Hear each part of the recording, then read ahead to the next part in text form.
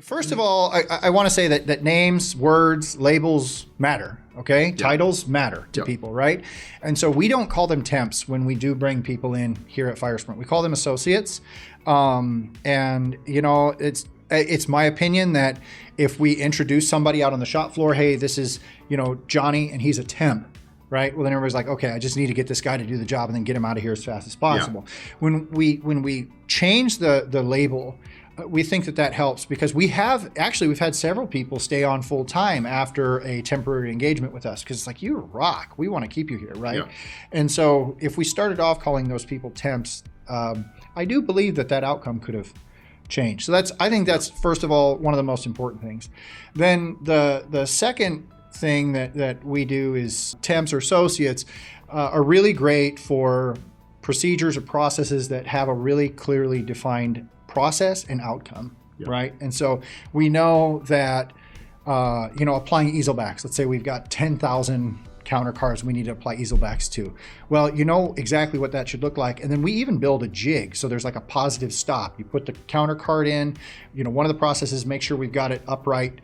And then we put the piece of styrene in a jig. And then when we apply that easel back, like we want that in the exact same spot on every counter card. And so we give them a jig to do it. We don't just say, hey, try and get it close to the middle. Yeah. It's like, no, line it up, push it against this jig and then stick it down. Part of what helps with this process though, of like simplifying things so that you can hire an associate to come in is focusing on like when they walk in and you ask them to punch grommets or something. I mean, there's been times before where we'll say, yeah, grommet these corners or something. We have, 25,000 grommets to punch and they'll do the first 2,000 of them like off center. Well, rather than blaming them, like we look. That's a true story.